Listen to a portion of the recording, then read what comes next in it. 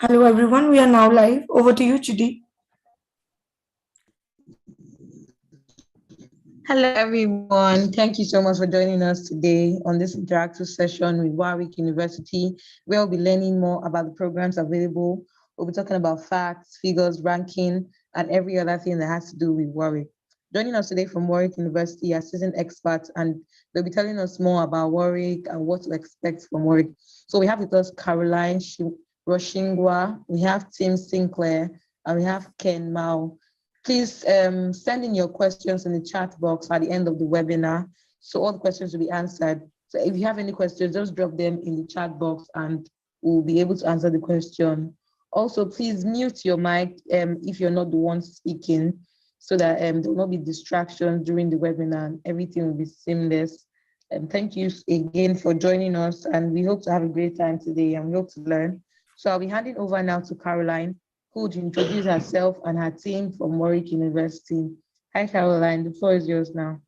Thank you very much, Tirima. My name is Caroline Rashingwa, originally from the DRC. Unfortunately, you're not able to see me, but I'm going to be putting my camera at a later stage. Hopefully, I can get the tech sorted.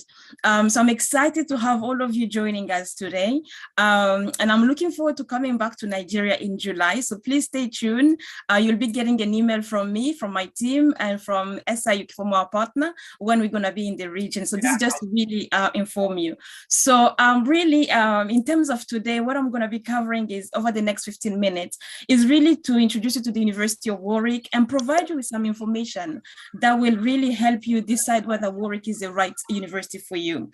And as we start today's presentation, also the other thing that I also want to mention here, I'm currently studying at Warwick. I'm also doing my master's in public policy, and I'll be happy to talk about my experience at the later stage if any student has any question about the course or the department. And we're here with, one of my department coordinator, one of my department director, really, if I may say, Dr. Tim Sinclair, a man that I greatly admire, the man that I've been privy to learn from, and also with Professor Ken Mao from our engineering department. And also they will be talking to you really about what the department has to offer and why you should consider Warwick University or even their department, because as you join today's session, I really want you to start exploring the opportunity that you can bring back, when you graduate back to the Africa continent, and also just in line with the Africa Vision 2064. Because I'm sure some of you definitely are looking forward to working toward an Africa or a Nigeria that is better led, better served, and better governed. And what's a way to talk about that with election coming up next year in Nigeria? So really, to start, these three questions that I want you to explore. So I'm just going to share my slide. So there's three questions that I really want you to think about. And the question really is, why do you want to go to university? What do you want to study? And where do you want to spend the time, your time at university? So in terms of location, so really these are three questions that I really want to start exploring. Some of you are already at different stages in terms of your journey to studying abroad. Some probably already have offers. Some are considering opportunity for 2023, 2024. Some are still exploring 2022, whether there's still a chance for you to apply. So really today, I want you to start exploring these three questions. And as you leave today, to try and, at least start, putting down some answers to these three questions. So location, why Warwick? We're located in the city of Coventry. And as you can see from the map in front of you here, we only now away from London, 20-25 minutes away from Birmingham, sort of like less than 30 minutes away into Leamington Spa, and really 12 to 13 minutes away into Coventry. So when people think about Coventry, typically they can be forgiven, as typically people think, see our typically when people see the various pictures of, where our university is located, they can be forgiven for thinking that we are located in the countryside, but we are actually located in the city of Coventry. And Coventry won the City of Culture 2021 and is one of the biggest cities in England. So we have about in terms of student population in Coventry is 6%. So that's over 55,000 students are living in the city of Coventry. Some of our students also live in Leamington Spa. We tend to say that it's like a Warwick away from Warwick. And some students will live in Kenilworth, Warwick, Stratford-upon-Avon, and Birmingham. And for some of you, probably you're looking to come and study in Europe, in the UK, because of the proximity to other European countries and cities. So therefore, I wanted to just really highlight where we are located in terms of Paris. I used to live in France. I did an Erasmus year in Nantes, and I have many fond memory of traveling around Paris and around France. And we basically, it's only an hour and 20 minutes away by flight. Madrid is only 2 hours and 2 hours and a half. And London, as I mentioned, is only an hour in the train. So Coventry, again, some of you again are exploring cities, but you're also looking at affordability. So we're the third cheapest city to be a student.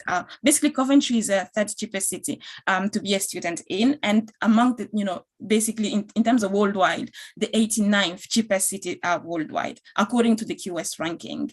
So really, if you're looking for best student city, affordable city, then by all means, do explore Coventry. One thing that I want to really highlight here, because I'm sure some of you, myself included, imposter syndrome is something that we all suffer from. And for me, really, the story of Warwick is very inspiring, because Warwick University only started in 1965, but yet been challenging university a century older than Warwick. So typically when people think about Warwick University, they put us in the same caliber of university with the Oxbridge, like Cambridge and Oxford. And for me, this is really inspiring because, again, as I mentioned, we all at different stages and different journeys. And some of you probably have been struggling with your studies, and some are doing well. And really, one thing I want to basically commend, or basically I want to highlight here is you can do anything. And I know that sounds cliche, but you can do anything you set your mind to. And I'm going to talk about ranking in the coming slide, but this is really, I wanted to highlight and really just what our campus look like.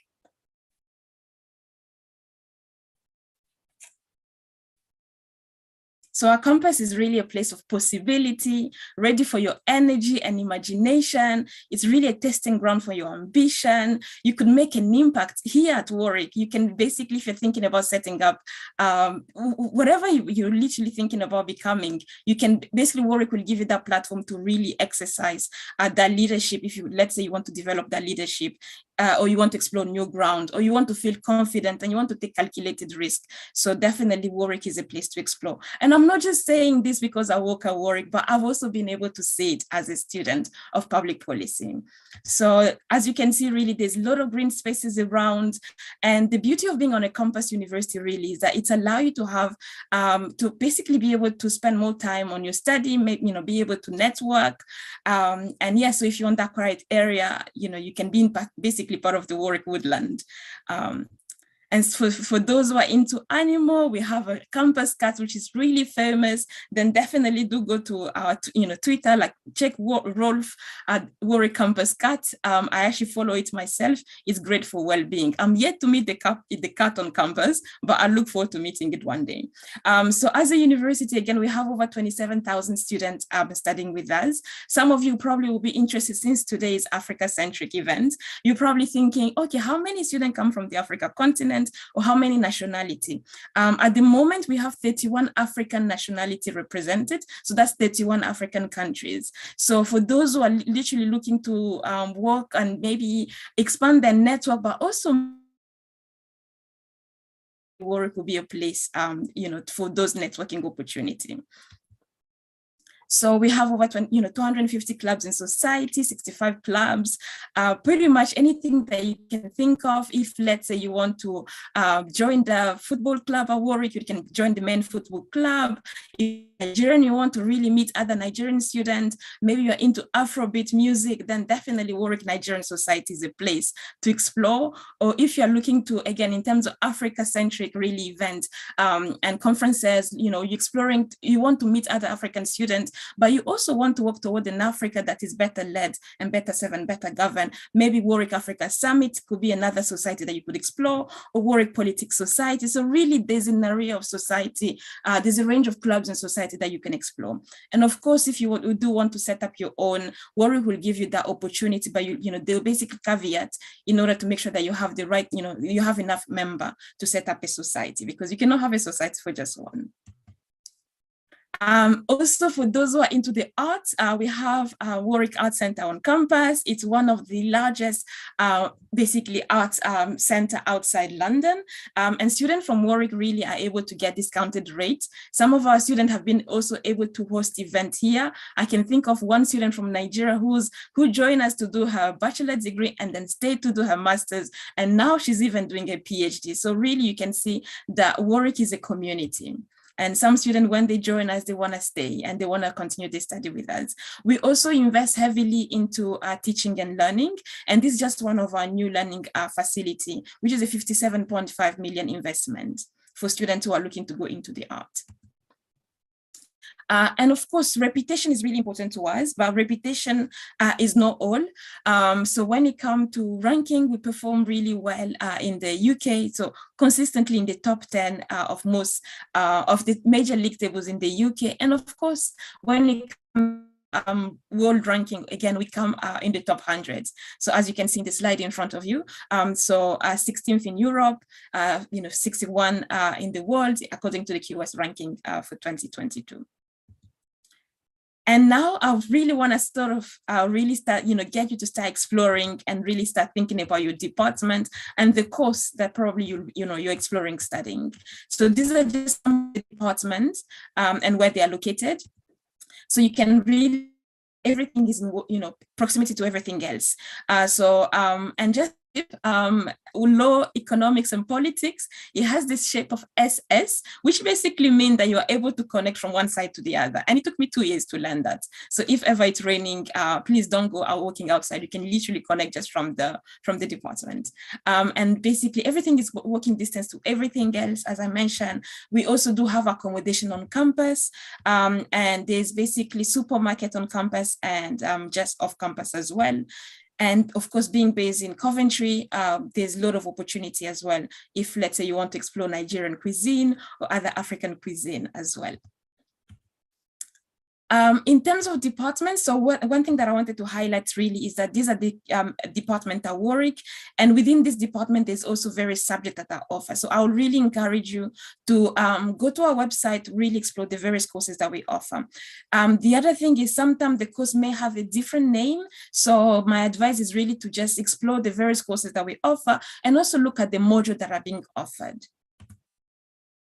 And just to bring back to sort of ranking, in case you are ranking centric and you want to really know how your course perform on the ranking front, so you can really see here that, when it comes to subject ranking, that the university and the subject also perform really well. One thing that students always ask is funding. So we do have a funding opportunity because we want to basically make sure that we democratize luck for those who are not able to afford a study abroad opportunity. So we have a range of scholarship opportunity at undergrad, postgrad, and PhD level. They all have various deadlines. So it's really important to plan ahead. So if you're exploring scholarship for this year, on top of my head, the only scholarship that I know are still open is the WMG scholarship for students that apply. You need to make sure you apply for the scholarship within 4 weeks of you getting an offer. There's also the Great Scholarship. The deadline is coming up in June, and that's the Great Scholarship for Kenya and Ghana. And there's also the Education Department Scholarship that also with a deadline of June. But again, by all and do check if there's any other scholarship that is available. As for next year, the scholarship for next year are yet to be announced, but my advice would be to really just keep an eye out on our website. Next thing is accommodation. Yes, we do provide accommodation on campus and off campus. We cater for various needs, various budgets, and various let length. So by let length, what I mean is if let's say you want to, for instance, that you're not going to be in the UK during Christmas, so you can take a a let length that will not include Christmas, basically Christmas accommodation. But if you want to just make sure that you have accommodation sorted for the for the whole of the year, then you can book that according to your needs. For information about accommodation, please go to this particular link. I'm conscious that we only have limited time, that I'm not able to go into much more details, but in terms of fees for accommodation, it ranges between £80 to £215 per week. And then for students who are exploring off-campus accommodation, we also do offer that options, and it's basically through Warwick Student Pad. And again, if you go to Warwick accommodation page, you'll be able to see all the range of accommodation options that we have available.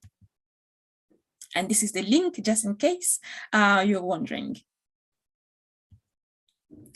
Now, one thing that I want to really highlight here is tuition fee and living cost. So you can see in front of you really how much the tuition fee is for various courses. So do check again for your particular course, the tuition fee for your course.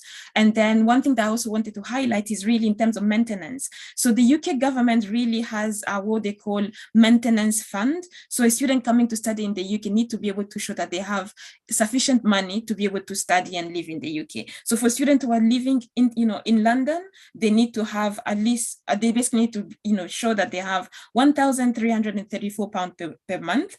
And then for students who are living outside London, they need to have £1,023. So this basically, so depending on if, let's say, because Warwick is located outside London, so it will be £1,023. And if, let's say, you're thinking Edinburgh or you're thinking Manchester, so still it will be the same amount that you need to show. But of course, the living costs will vary from city to city. And next thing that I want to really highlight is really in terms of employability. So our students are really highly targeted by the FTSE 100. So that's the top 100 company in the UK. And in terms of how we support our students, so there's various things that our career team and the department career team also organize in terms of fairs, employer presentation, one-to-one. If you want to build up your skills, there's really a lot of opportunity for you to develop and to expand your skills. As I come to the end of my presentation, I really want to just leave you with some tips for those who are yet to apply. So really my advice is be passionate about your topic. So why do you want to do this particular topic? What have you already done? What do you hope that by doing this particular course, it will help you achieve or attain or be able to solve? So read the application guidance by the department and then complete every element of the application. So for instance, if they're asking for reference, make sure that you include your reference. If they're asking for your transcript or your proposal, if you're applying for PhD, then please ensure that you include those. And then in terms of other requirements, I know, for instance, English requirements, you can provide it at a later stage. So you don't have to have your IELTS or TOEFL or CELT, basically CELT to apply. So you can still apply and then be able to provide it at the stage. And I just wanted to leave you with a testimonial from one of our African students from Kenya. She joined us to do law and then returned back to Kenya and decided a year later to run to Warwick. And I'm sure you can see the pattern here. Many didn't come and decide to stay at Warwick and basically do their master's or even their PhD. So then she came back and decided to join the Department of Politics and International Studies, where she did international political economy. And she's just graduated. She was on a dual master's, which Professor Tim will be talking about. She went to Waterloo, Canada. So for students who are exploring maybe dual, studying in the UK, but also maybe other destination, definitely Warwick is a place to explore. We do have those opportunities as well. And one thing that she had to say really is, really anything that she said, honestly, I could go on and on about what being a Warwick has helped me achieve, but to summarize, whatever your passion, Warwick allow you to follow it while studying basically your amazing degree. And I think that really summarizes what Warwick has to offer. And during her time at Warwick, only the president of the East African Society, she also ran for the president of the Warwick Africa Summit. And during her tenure, she was able to bring in many global leaders from the Africa continent to discuss Africa problem and Africa solutions. And we're still available after today. If you still have any question, you want to engage with us, then by all means do reach out to us also via live chat, or you can reach out to SIUK in Nigeria.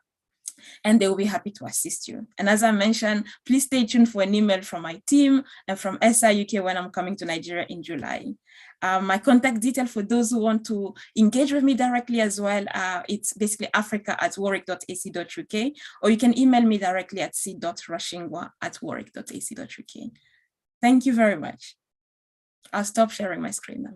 And now I'm going to pass on to Professor Tim Sinclair, who will talk more about the department and what our Warwick Politics and International Study Department has to offer.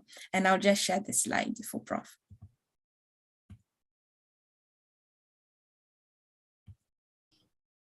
Okay, hello. I think Caroline is going to share my slides, I believe. Yes.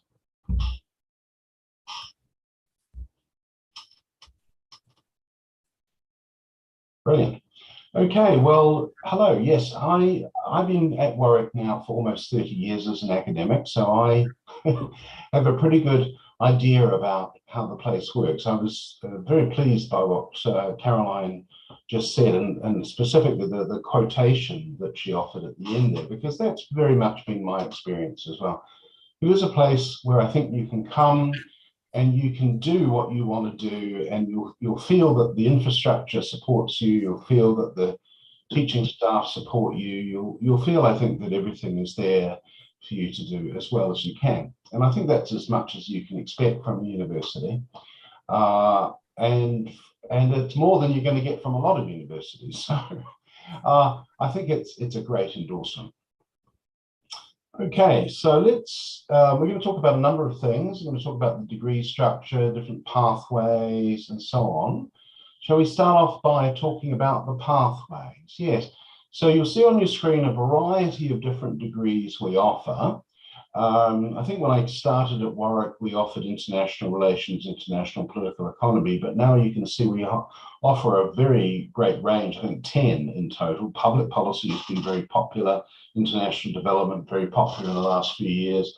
So there's a wide variety of different degrees that interest different people who are interested in politics and international affairs. So, you know, there's quite a size at Warwick. I think there are 60 full-time academics. That's a big department.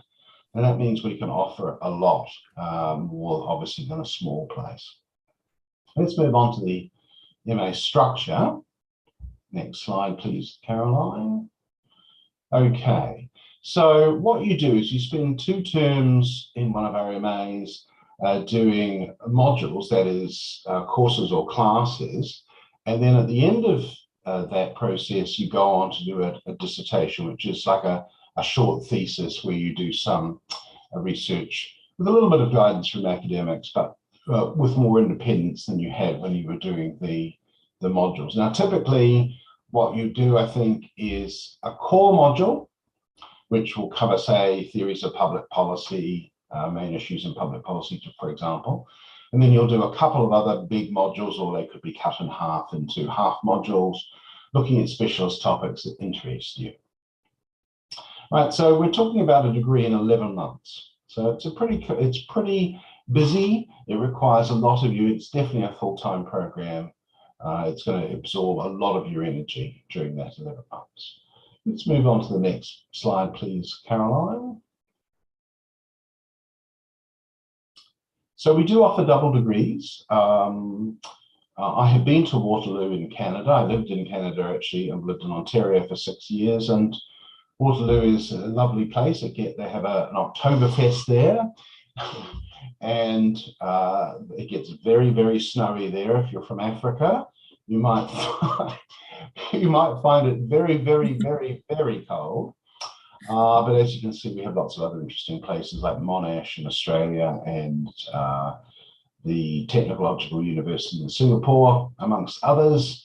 So lots of places that potentially you could do a double degree at once you come to Warwick and signal your interest in that. I think that's one of the strongest aspects of what we offer. My colleague Trevor McCriskin organises all of that, and he does a fantastic job. So I would encourage you to consider those. Let's talk about the optional modules. Right, so these have included things like issues and actors in global economic governance. That's taught by my colleague, Andre Broom, and he looks at things like the IMF and the World Bank.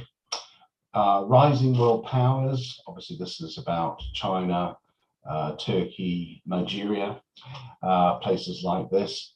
And then of course you can also take core modules from other degrees in your own degree instead of one of these options.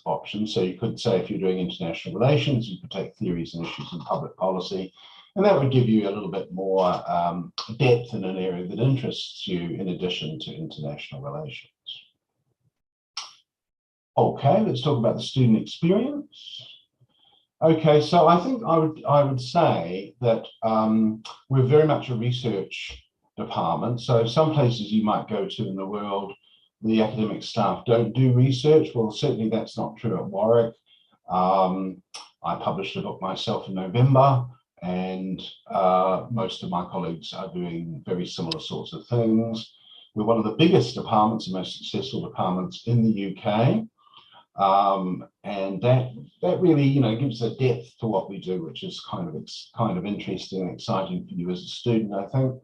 Obviously, we try to reflect our research in our teaching. You know, I've been teaching on the politics of global finance for 25 years, and I published in that area. I published 3 books on the politics of global finance, and that research process really feeds into the teaching for me and as I say, for most of my colleagues. Now, in addition to that, I think I'm quite proud of the feedback that we offer on your written work. So you'll do, when you write assignments or assessments for different modules, you'll get a mark, but you'll also get some written feedback from us. And I think that is something that our department has actually led, not just at Warwick, but in the UK on. It's actually a great strength of our department. And I think it is extremely valuable to students and something I'm proud of. Okay, let's talk about entry requirements. Well, the standard entry requirement, of course, is an undergraduate degree with what we would call 2-1 honours. And obviously, our admissions staff are used to assessing the grades of applicants from all over the world in terms of whether they meet that 2-1 honours degree standard.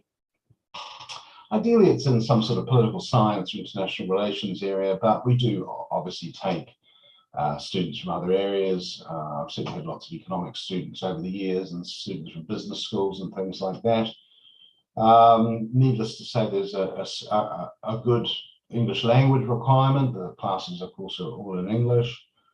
And of course, we do expect support from an academic reference. So, now I think Caroline mentioned the scholarships. Here's a little bit, if you want a link to find out about it from us. I think I'm actually involved in that process right now for 2022. So I think we're, for our department's scholarships, we'll be talking 2023. But yes, we do have those. So look, check those out at that link I've given you there.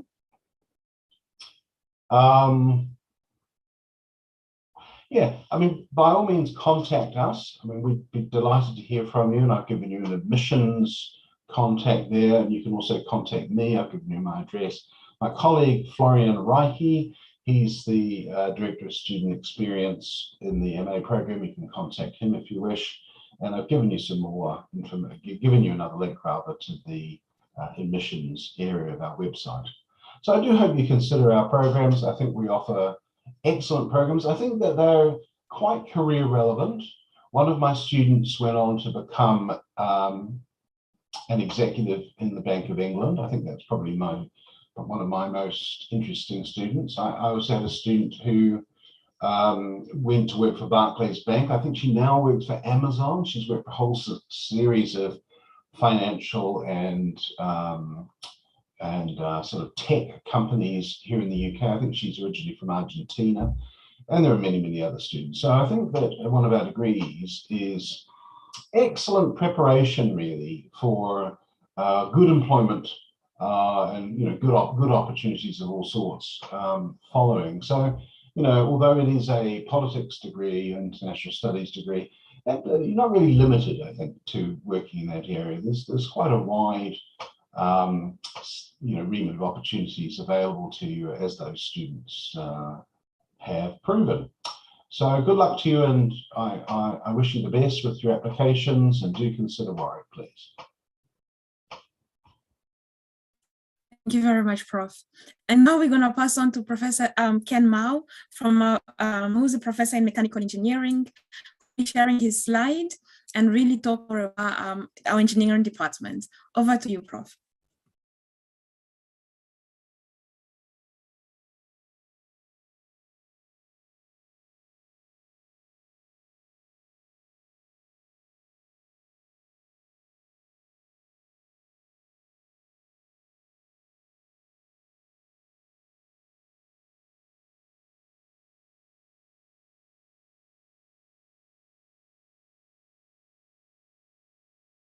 We are not able to hear you, Prof.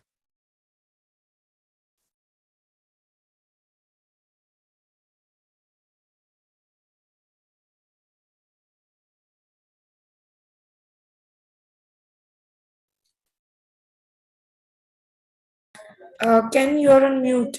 Can you please unmute your mic?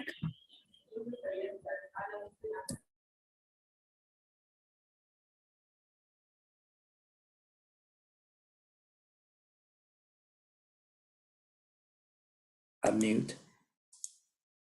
Yes, we can hear you now. Oh, excellent. Sorry, I'll start again. Okay. What I do, I try to play. Okay. Is that better? Oh, that's much better. Great. Okay. Sorry, my not familiar system. What I do, I spend probably 10, 15 minutes quickly summary what we do in terms of engineering, school engineering in terms of MSc. And why this, sorry, again, this sheet. Oh, why this can't go, I'm trying to play the, Yeah, it looks perfect, Ken, now. okay. Let me Yeah. Can you see my screen? Not, Why always stop? yeah.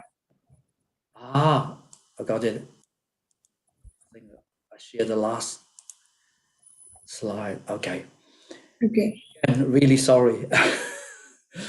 It's so many confusing. This is the first slide. What I did the last time is my last one. That's why I keep stopping. Okay, I'll rush my talk. Right. Clearly, Caroline introduced the whole university quite broadly already. What I'm doing, a quick summary, engineering. And the question you may ask me, why engineering? There's so many departments around.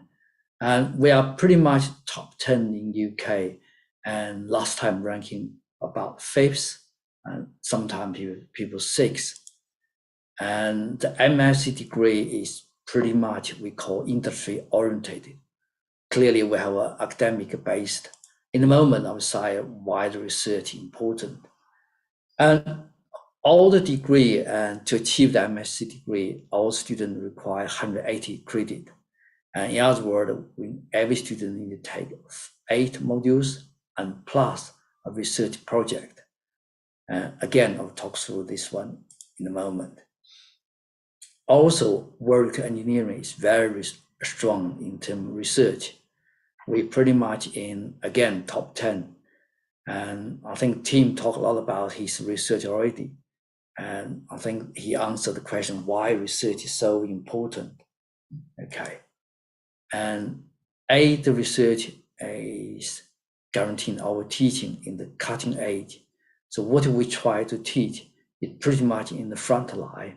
It will be direct benefit the student and not learning, also the career development. In a moment, I'll say a few words about student career and the job, and even the PhD research. Okay. Before I say further about the course, I can quick summary our academic staff quality. In in our school engineering, we have around 80 or 85 academic staff, but nearly 1/4 or over 20%, they are world leading in top 2% in their research area. And Derek, Bob, a lot of my colleagues doing brilliant research, okay, including myself as well. I'm teaching mechanical, by the way, and automotive particularly, like from the student car, automotive car design, and a lot of other colleagues as well. Okay, if I pick on next one, yeah, right. Those staff, they are cover very wide area in engineering, not only mechanical, electronic, civil, manufacture, energy, solar panel.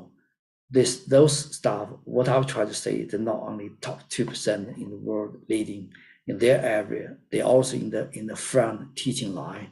So you will see those colleagues pretty much weekly. Like myself, I teaching mechanical design and teaching FEM, finite element method. Also, all the colleagues and myself involve all the project and detailed supervision as well. So if I move on to the next slide, right. At the moment, we are running 4 courses for MSc degree in engineering. And the first one is most popular one is mechanical design.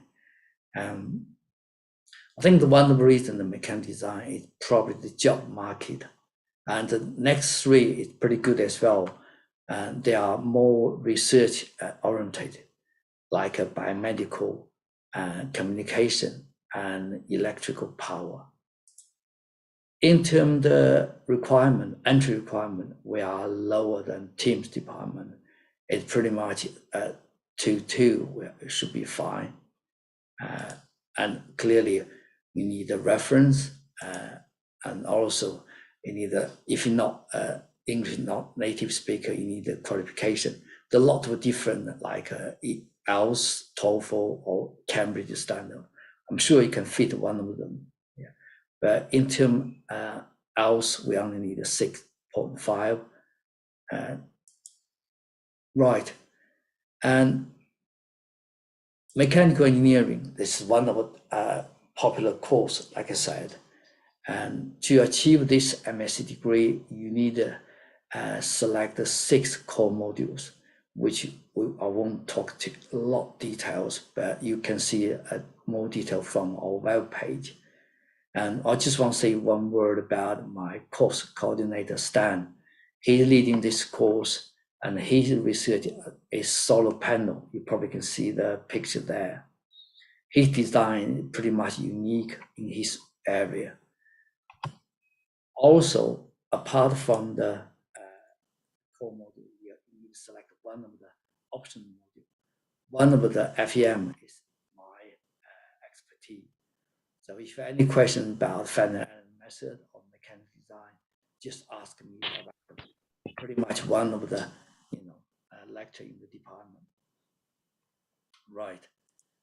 And apart from the course or module, you need to do the we call project dissertation. So you need to select one of the project.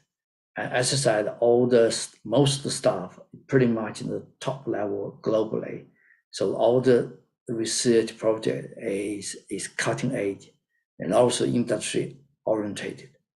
Like myself, offer the motorcycle lightweight gearbox design. You can see from the picture, and the gearbox is pretty much we're using the much lighter steel material to replace steel. If I put a pen, if I make this one, you probably can see that this is the gearbox. Okay, I'll try to highlight what I'm trying to say. So the gearbox design is we are pretty unique in terms we have industry partner involved directly. So all the students, which in the end is not only students get the skill, they also make huge impact to their career development. If I move on, okay, that's one of the things I'm going to say. Job opportunity for mechanical engineering. This is the one example. One of my students joined Rolls-Royce. He's really happy there. And somebody have an assignment other company. And recently, this year, we find some students interested in PhD as well.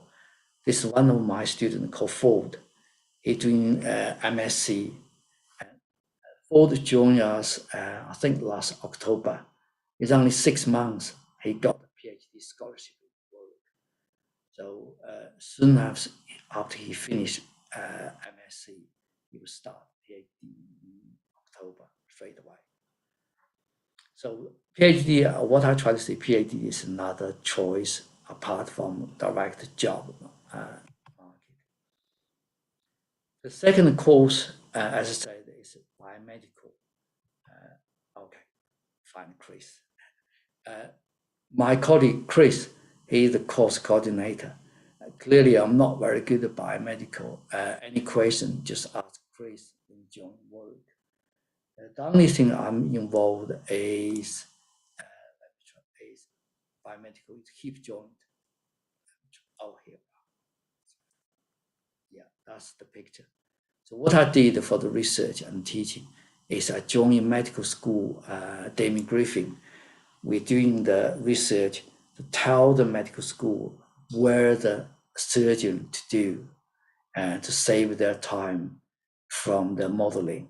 In other words, we're using mechanical modeling methodology to help the medical guys to make the surgery more orientated, more narrow the practical experience.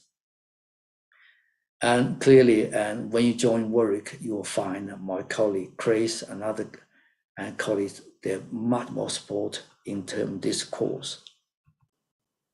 This is the example, as I said, hip joint from CT scan, this first step, and to the modeling and the result, and then tell the colleagues and the surgery direction. The third course is communication.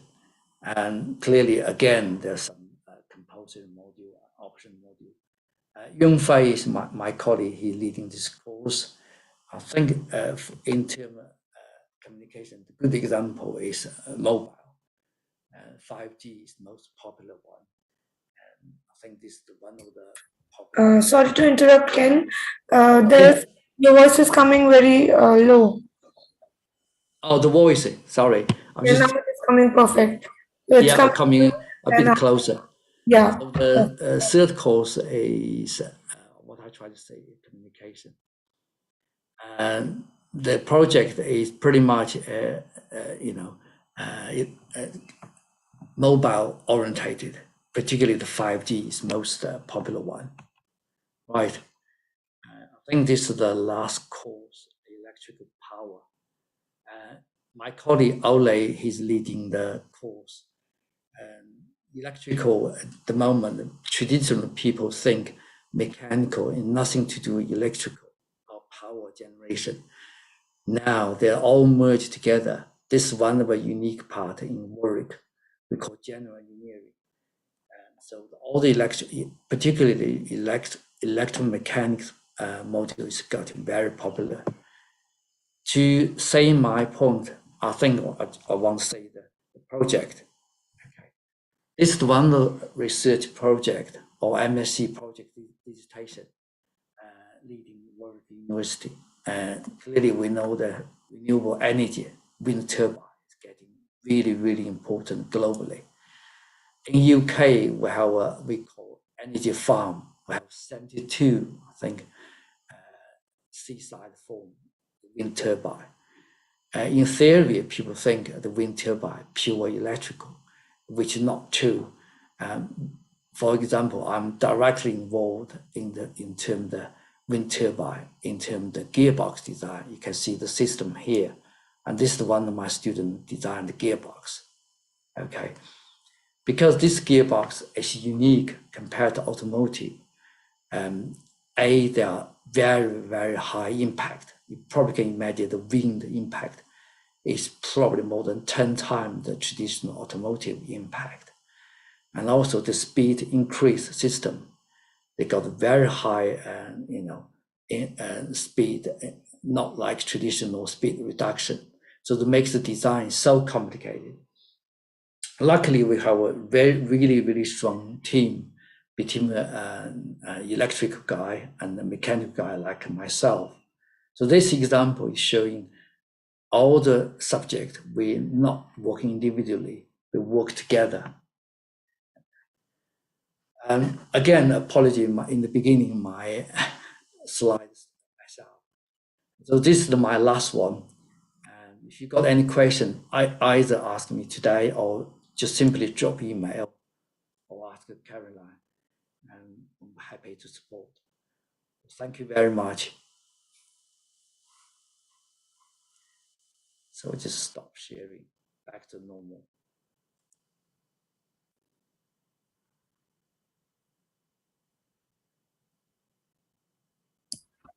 Thank you so much, Ken, Caroline, and Tim for such a wonderful presentation and sharing your knowledge with us. Chidi will take us to the Q&A session. Hello, Chidi. Hi, I'm here. She'll be stepping in with the Q&A session. Over to you. All right, thank you. Thank you so much, Ken. Thank you, Caroline. Thank you, Tim. It was a very innovative session. So I'm going to be taking the Q&A.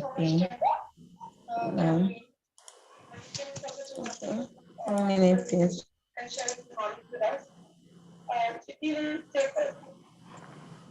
Okay, that was my desktop, sorry. So this person is, Victor is asking, can I study a bachelor's in medicine? And also, can I get funding, maybe a loan or something? I'm happy to take that question. So in terms of medicine, thank you, Victor, for joining us today. In terms of medicine, we don't offer medicine at undergraduate level. What we offer is biomedical science, biological science, and biochem.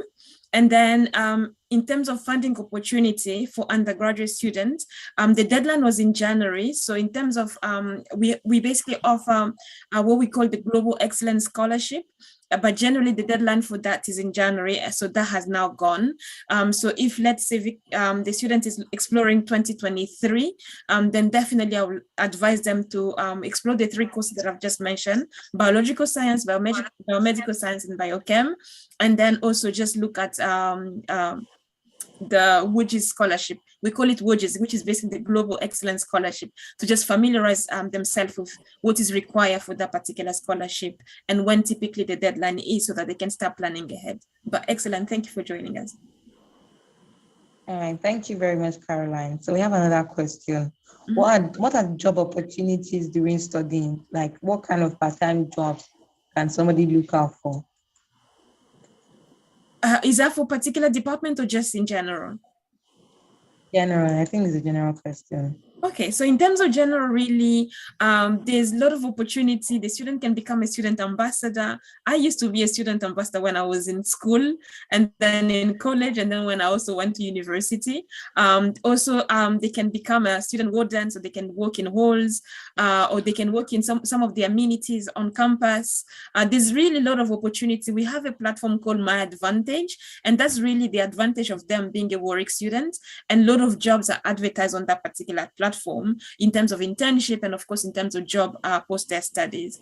And outside that particular platform, there's another platform called Unitem, and under Unitem there's a lot of jobs, student job opportunities that that I've mentioned in terms of working in some of the facilities on campus as well. Or they could also represent their own department by becoming a student ambassador again. And again, I was a student ambassador for my department. So yeah. Thank you so much, Caroline. All right, so someone is asking, what IELTS score do I need for a marketing undergraduate course? It basically range from courses to courses. So I'll need to double check the list because I don't have all of them on top of my head. But the entry requirement really range. Typically, we're looking at 7.5, 7.0. But in terms of all the bands, they need to really show that they need to demonstrate that they have sufficient knowledge of the language in order to be able to study. But also, we do offer pre-sessional English for those who come from Francophone countries. Because when I came to the UK, I'm sorry I keep mentioning I keep making it to do about me. But I always find like when I share my own journey, other students are able to really see and able to put themselves in the same boat. So coming from a francophone speaking country, I had to basically do English for a year before I could basically commence my studies. So yeah, for students who do not have the language ability, like in terms of if they do not meet the English level, they could also do a professional English.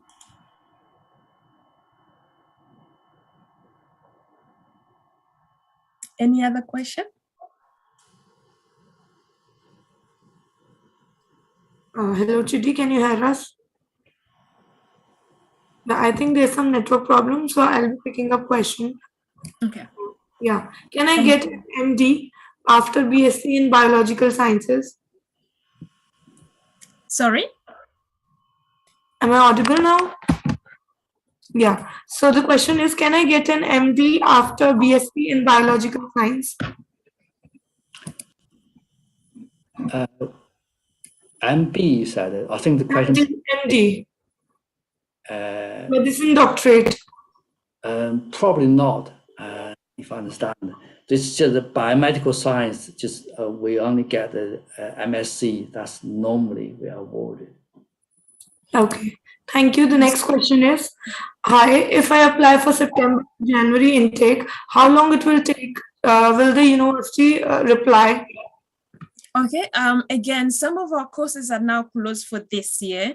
So my advice is for students who are still exploring 2022, please apply as soon as possible. I'm conscious that, when you look at our website, sometimes it will say that the deadline is not until 31st of July, but some courses close. As the course become full, then they will close them. So if the student is really keen on making it for this year, then apply as soon as possible. And the only way that they can really tell if the course is still available is by them applying. If they can still apply for the course, that means it's still available.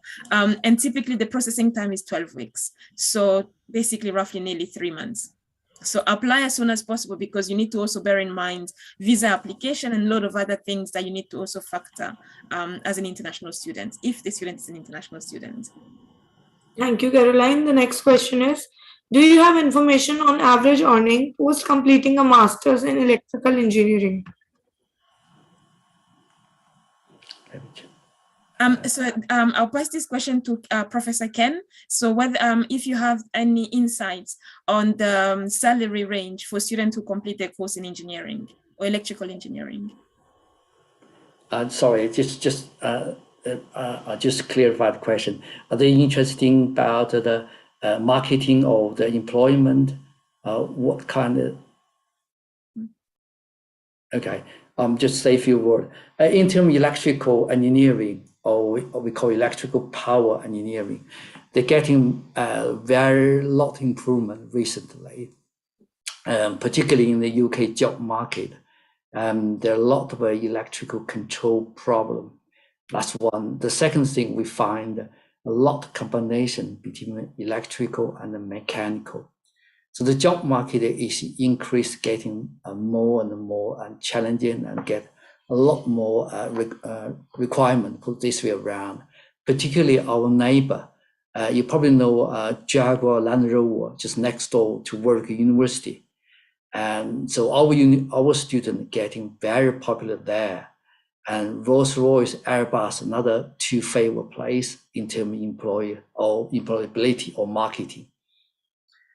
In terms of the course, and I think the last few years, we have a lot of modification. We try to emphasize the combination of joint approach in terms of general engineering. Clearly, a student will focus electrical power. Hopefully that makes sense to you. Thank you. Thank you, Ken. The next question is, when is the visa deadline for the students coming from Nigeria?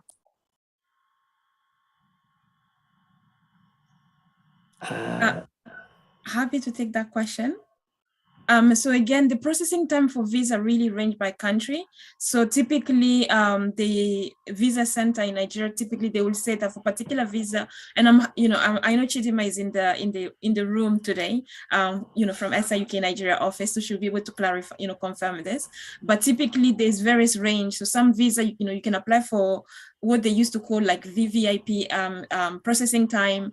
So there's basically various range, but my advice really is to make sure that you don't leave things to last minute, because otherwise you end up spending more money and you stress yourself as well. So just plan ahead. The great thing is you're here today, you're able to hear from us. So if you haven't applied, please go home and start thinking about your application and hope to put your application at least by the weekend, so that you can basically start factoring other things as well. Thank you, Caroline. The next question. When do you need to apply for accommodation? Accommodation is now open as well. So a student do not need to have an offer to apply for the accommodation. So, the student, as long as they've applied to Warwick and they have a student ID, they can also apply for the accommodation. And if already they have an offer, then by all means, they can go ahead and apply for accommodation. Thank you, Caroline. The next question is, do I need to apply my fees in installment? Do I need to pay my fees in installments, or it is a like full-time fees? Like, it is like the student want to ask, can they pay this fees in installment on it, or it is just like full-fledged? Yes, so we do again offer the option for payment instrumentally. So if students want to pay everything up front, they're welcome to do that. And if they want to pay by installment, then they'll have to pay basically by each term. So in September, and then in January, and then in April. So at the beginning of each term. Thank you, Caroline. The next question is, what is the employability rate for postgraduates? In terms of employability, really, one thing that I highlighted in my presentation was the fact that Warwick is highly sought out by, the FTSE 100, so the top 100 company in the UK. So we are 6, in terms of that particular ranking. I don't have the exact figure in terms of particular courses and where they rank, but in general, and what our alumni really always say to us is having the name next to Warwick name basically opened the door. And this is me quoting what our alumni tell us. Thank you, Caroline. The next question is, what are the top 5 employers of Warwick? I'm going to let Professor Tim Sinclair and then Prof. Ken Mao to mention some of the top employers for their own department. Tim, shall I say a few words and then pass to you? Yeah, I think the top employee very popular in UK. As I said a few words already. Our next door, Jaguar Land Rover, is one of the very popular. It's not only the student got a job there, there's a lot of students doing placement during summer holiday. So like a student have 1 month, a few months, and soon they back to Warwick, they got a job offer already. And the next, my student get very popular is Rolls-Royce, and based on Derby and Bristol. Particularly submarine and the design department. Well, we Warwick built very, very popular, reputation there. Airbus and another one, yeah. And used to be another company called British Steel, but now they call Tata. There's another one. Also have a lot of automotive company like the one I worked in before called Ricardo. It's very popular as well. So that's 5 at least, I think, in terms of engineering. Now we're passing to Tim, my colleague. Okay, thank you, Ken. All right. So what I say about politics and international studies, I would say UK corporates are the #1 employer of our graduates. And by those, I mean companies like British Petroleum, Shell, big sort of global spanning corporations based in London. Most of our students go to London, I think, after doing the master's degree. I mentioned financial institutions, Barclays Bank, the Bank of England, the HM Treasury in London, and I think probably more broadly the civil service, the UK civil service, based in London. And then beyond that, I think sometimes people make interesting choices, like decide to become lawyers and accountants and all that sort of thing. But yeah, I think that, what Caroline has said, and I think what Ken has said as well, is important. The Warwick name does count very well. It does help you a lot in the employment market. you know, my brother's a lawyer in London, and he's worked for some of the really huge and successful London law firms, and he was a partner of one. And he, I think he would tell me, and I think he's, you know, he's a Cambridge graduate himself, but he would tell me that Warwick is, or has told me on a number of occasions, that Warwick graduates are people that they interview at their various law firms that he's worked at, and that are well known in the sort of banking and the legal professions in London. So I think, you know, it depends on the quality of the student. If the student is very good, then banking and you know, sort of the top levels of the legal profession in London are open to you. But there's a wide range beyond that of employment choices that people have. But I think, yeah, whatever you do, you are in a very good position. You know, if I just go back to that young man who joined the Bank of England, well, he actually came from Malta, and he had a degree from the University of Malta. Now, the University of Malta, I'm sure it's a fine institution, but not an institution that probably many people in the UK have heard of. But after he did his degree in my department, he did the MA in International Political Economy, he got to work not just in the Bank of England, but actually he worked for a couple of years, I think, as an executive assistant to Mark Carney, the former governor of the Bank of England. So he went from really our classrooms to some very exalted situations very, very quickly. So I think, you know, Ken has talked about Rolls-Royce and other fantastic, Jaguar Land Rover, other fantastic British companies, Airbus, European companies. I think it's a similar, obviously different sorts of employment, different sorts of work, but, you know, it's that sort of level, I think, that you're looking at if you're a good graduate of either, you know, Ken's program or ours. And I think that's a really nice thing that we can say to potential students like yourselves. Thank you, Tim and Ken. The next question is, what is the criteria for scholarships?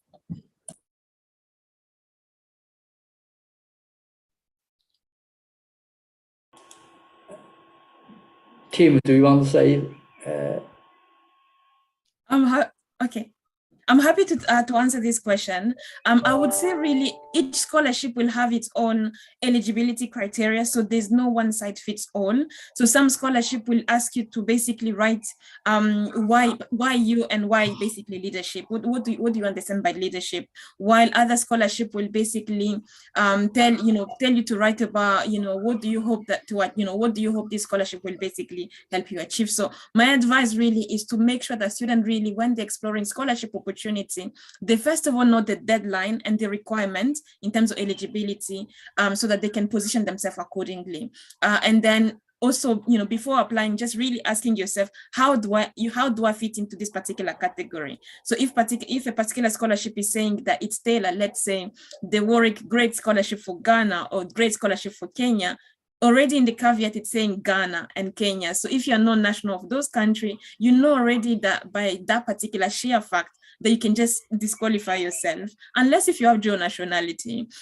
So really, in the short, and if I can just summarize, is each scholarship has its own criteria. So my advice is just really position yourself for it, and also really don't let imposter syndrome have the best of you, because I think sometimes we may be gifted, we may be talented, but based on various other things that we've been through, we may think that the competition may be high, and therefore by the sheer fact of that particular reason, we automatically disqualify ourselves. And I'm talking from experience, because I applied to Warwick and I was able to get a funding opportunity to basically do my master's as well. And I had that same imposter syndrome, thinking, I don't think I'm going to be able to get it. I'm sure there's most students who are much more talented than me. And then to be able to get it, basically I'm talking from experience. So apply, but also make sure you check the eligibility criteria.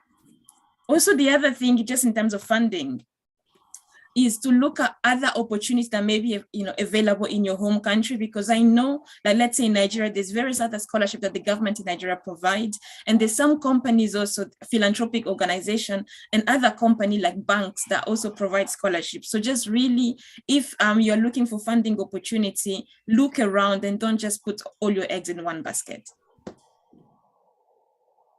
Thank you, Caroline, Tim, and Ken, for answering all the questions so well. We have covered all the questions from the chat box. And we are now moving towards the end of the seminar. I would request if you have anything else you would like to put forward for the audiences who are watching us live right now.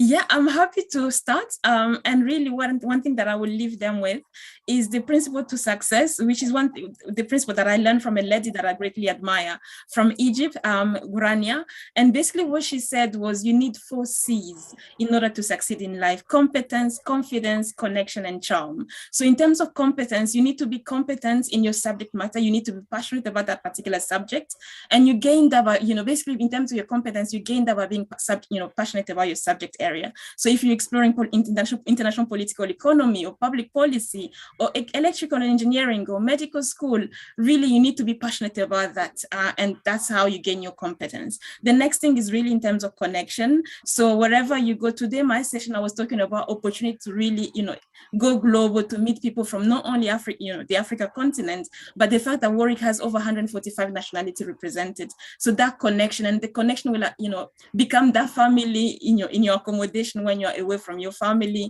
The connection will open a lot of doors for you as well. And again, just your connection of being connected to Warwick University.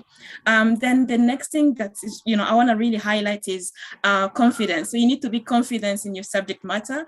And again, we all know that there's a thin line between confidence and arrogance. So remember to be humble. And last one is charm. So know when to crack a joke and when to, to be serious. So I hope today has been informative. I wish you all the best with your study plan. I hope you've been able to learn more about what Warwick has to offer. And we're still available if you have any question, any further question. I'll pass on to our professor who will also leave the, our closing remark. But thank you very much again. Ken, go ahead, please. Sorry, Tim.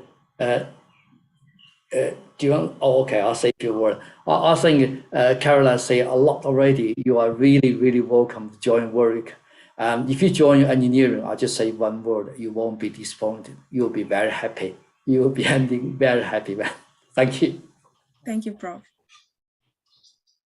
Well, I think both Caroline and Ken have said some excellent words. I worked at the university for almost 30 years, and I think it is a place you can excel at. You can do what you want to do there very easily.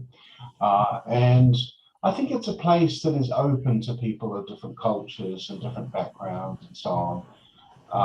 I'm from New Zealand originally, and I've never felt that was a liability at the university. So I would encourage you as well. I think it's a great place to get on with your life and get some education and get some skills. Thank you so much for your kind words. To all the audience, if you have any further questions, please feel free to contact our SIUK Nigeria office. We'll be more than happy to help you. And in the end, I would like to say thank you so much, everyone, for your valuable time today. Goodbye. Take care. Thank you very much. Thank you. Bye, everyone. Bye. And all the best.